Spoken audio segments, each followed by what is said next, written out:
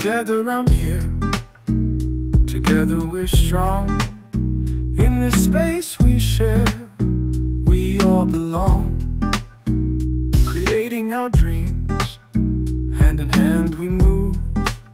With heart and soul we sing, got nothing to lose. Community love, holding us tight. In the moonlight above, let's make it right.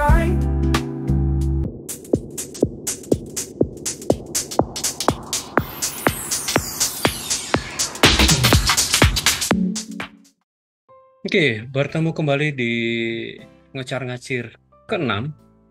Yang ke-6 ini saya mencoba membayar utang janji untuk membahas arsitektur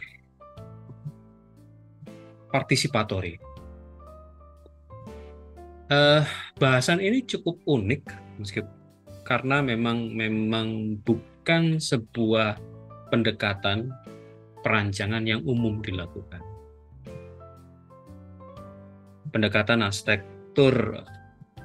perancangan arsitektur partisipatori itu melibatkan komunitas atau calon pengguna ke dalam proses pengembangan desain arsitektur. Saya jujur belum pernah mengalami atau belum pernah melakukan proses perancangan partisipatori ini. Tapi kebetulan pernah diminta untuk membuat epilog di buku arsitektur partisipatori ini yang terbitan Omah tahun 2022. Secara definisi, desain partisipatif atau participatory design atau kemudian desainnya secara khusus arsitektur adalah gagasan atau pendekatan desain yang melibatkan pengguna secara langsung dalam sebuah proses desain. Di samping desain menjadi lebih sesuai, maksudnya tujuannya adalah desain tersebut menjadi lebih sesuai dengan kebutuhan masyarakat dan komunitas tersebut. Keterlibatan masyarakat atau komunitas secara penuh ini membuat atau kemudian berdampak pada rasa memiliki atau kebanggaan komunitas tersebut karena mereka secara langsung terlibat di dalam proses perancangan. Pendekatan ini mungkin menjadi unik karena kalau kita cek di sebuah proses pembelajaran di kampus arsitektur, kemungkinan besar sependek pemahaman saya dan sependek pengetahuan saya tentang studio perancangan yang menjadi inti dari sebuah prodi arsitektur, jarang sekali atau bahkan tidak ada sama sekali sependek pemahaman saya dan pengetahuan saya, itu tidak ada yang kemudian menggunakan model arsitektur partisipatori. Buku ini juga mengulas tentang salah satu kegiatan Tridharma perguruan tinggi, yaitu pengabdian masyarakat. Sedangkan dua kegiatan lain adalah pengajaran, proses belajar mengajar di kampus, dan penelitian. Ini yang kemudian menjadi menarik karena kegiatan pengabdian masyarakat itu bukan menjadi kegiatan utama dalam proses belajar mengajar. Katakanlah itu sebagai ekstrakurikuler. Jadi kebiasaan di proses belajar mengajar di studio perancangan arsitektur selalu dilakukan oleh single person atau seorang diri. Kalau toh ada kegiatan berkelompok itu lebih kepada mengumpulkan data atau gathering data saja. Atau pada survei lapangan, survei di mana site dari perancangan itu dilakukan. Itu kemudian bersama-sama dilakukan secara berkelompok. Namun proses perancangan partisipatori ini tidak dilakukan secara penuh di dalam studio perancangan. Di buku ini dibahas tentang kegiatan pengabdian masyarakat di mana kemudian civitas akademika, saya menyebutkan civitas akademika karena yang terlibat bukan hanya dosen tapi juga mahasiswa, kemudian bersama-sama dengan sebuah komunitas membuat atau merancang sebuah fasilitas, apapun itu fasilitas yang dibutuhkan oleh masyarakat. Ini yang kemudian menjadi seru kalau kita melihat proses belajarnya. Oke. Di buku ini juga diungkap beberapa contoh kasus. Salah satunya yang saya highlight adalah apa yang dilakukan almarhum Pak Eko Prawoto di Dusun Ngibian. Di situ disebutkan desain atau pendekatan kolaboratif. Menjadi muncul pertanyaan besar, apa bedanya kolaboratif dengan partisipatori? Hemat saya, mengacu pada apa yang dilakukan Pak Eko di Dusun Ngibian, lebih kolaboratif karena ketika Pak Eko mendampingi warga desa Dusun Ngibian dalam proses rekonstruksinya, itu bersama-sama dengan Pak Mariono. Pak Mariono tidak lain adalah kepala tukang yang dipercaya Pak Eko untuk membantu proses konstruksi di beberapa proyek. Jadi sudah ada pemahaman yang sama, punya kesamaan visi, punya kesamaan teknis. Pak Mariono paham dengan kemauan Pak Eko juga paham dengan kemampuan dan proses konstruksi yang dilakukan oleh Pak Mariono. Sehingga muncul kata kolaboratif. Atau contoh lain di luar buku ini atau di luar kegiatan Pengmas ini, arsitek kemudian berkumpul dalam satu kegiatan, dan biasanya ruang publik atau proyek-proyek publik yang kemudian dikeroyok oleh beberapa arsitek. Sudah punya kesamaan pemahaman teknis. Itu yang kemudian saya pahami sebagai desain kolaboratif karena sudah ada pemahaman yang sama. Sedangkan pendekatan partisipatori, arsitek dan komunitas sebagian besar tidak punya kesamaan atau kesetaraan dalam konteks perancangan, dalam proses perancangan. Si arsitek bahkan harus menarik kemampuan teknisnya untuk bisa menyatu dengan masyarakat, untuk bisa menyerap sebanyak mungkin informasi, kemudian membiarkan, tanda kutip ya, membiarkan masyarakat mengeluarkan ide-idenya, lalu si kelompok arsitek atau arsitek ini menampung dan mengemasnya dengan kemampuan teknis si arsitek itu sendiri. Artinya benar-benar proses desainnya adalah proses yang dibangun oleh masyarakat. Ini yang menarik karena di satu sisi si arsitek atau calon arsitek, mahasiswa arsitektur itu punya kemampuan atau punya pemahaman teknis. Tapi di proses desain partisipatori ini dia harus menekan sebanyak mungkin pemahaman itu supaya masyarakat bisa mengeksplor apa sih maunya masyarakat. Karena yang hidup di sebuah komunitas tersebut, yang paham benar ruang-ruang yang diperlukan, fasilitas-fasilitas yang diperlukan, dan juga kegiatan atau aktivitas yang terjadi adalah masyarakat.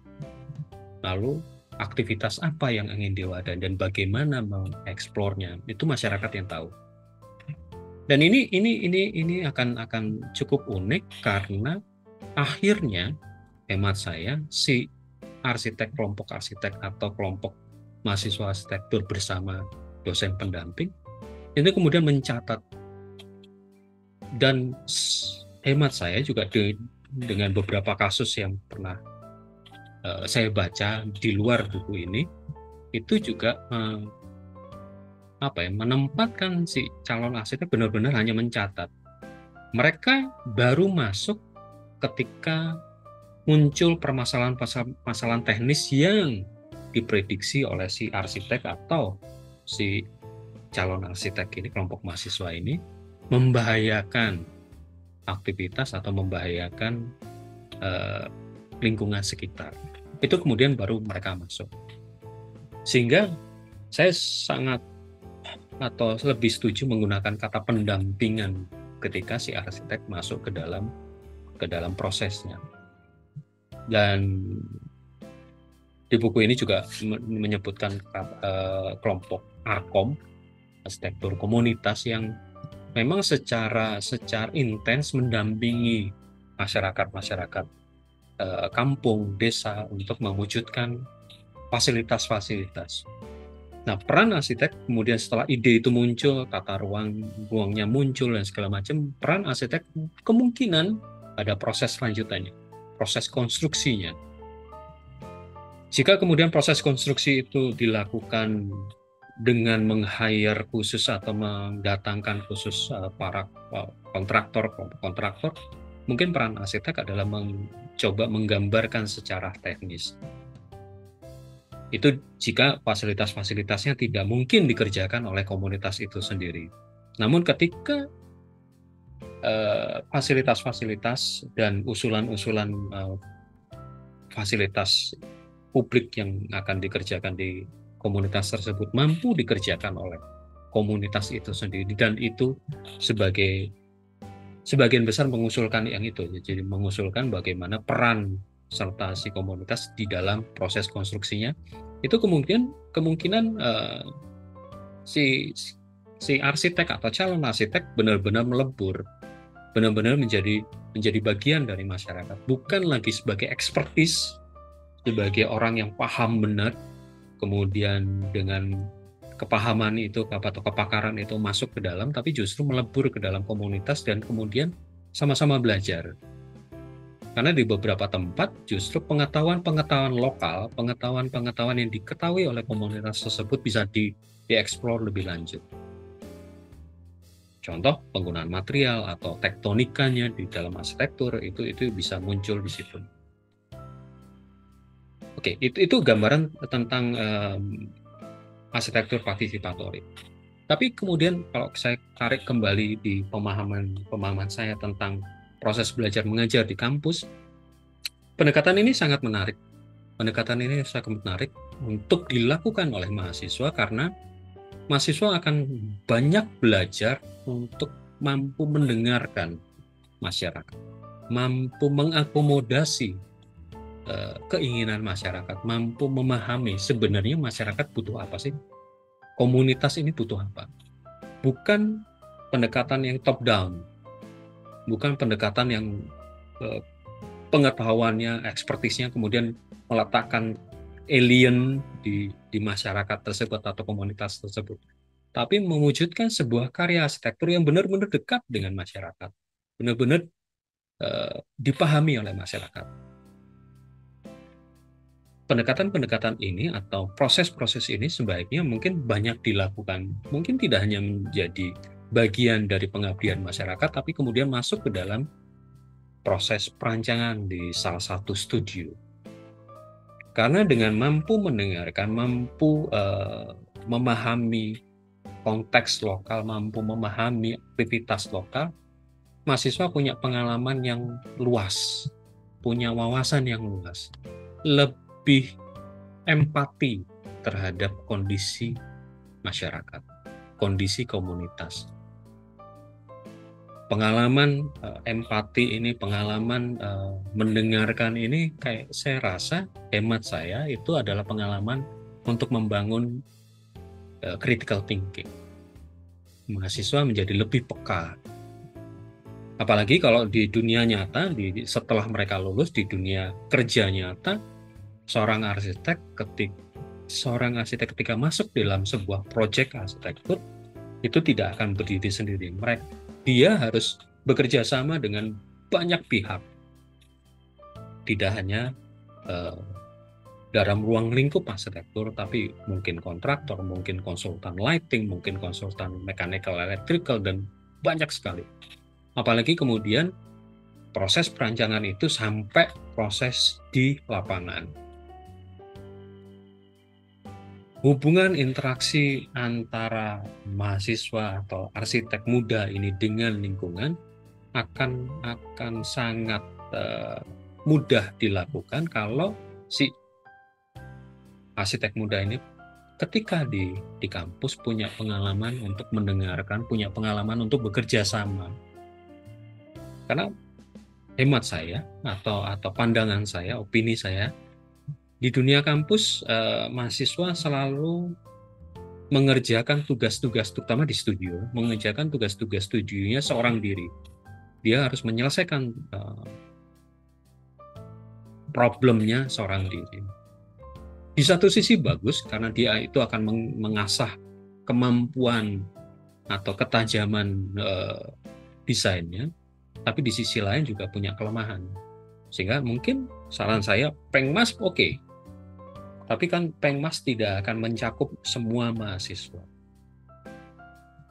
Bagaimana caranya kegiatan atau pendekatan desain partisipatori ini bisa masuk ke dalam sebuah studio, dan itu bisa berdampak banyak di hal-hal pengalaman bekerja sama dan pengalaman mendengarkan itu akan membuat si mahasiswa ini lebih empati di dalam proses desain.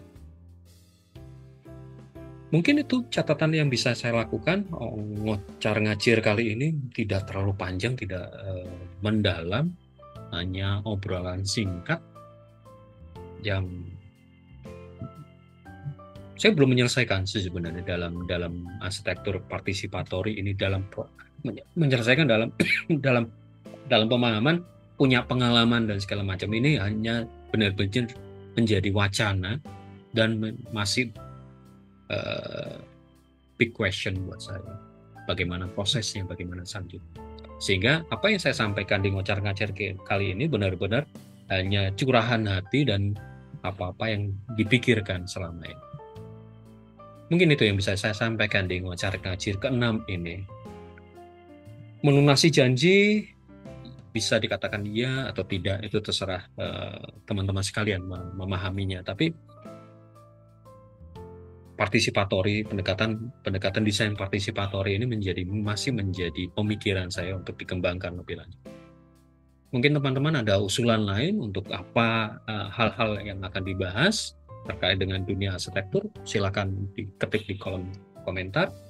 Mungkin akan saya bahas di edisi-edisi berikutnya.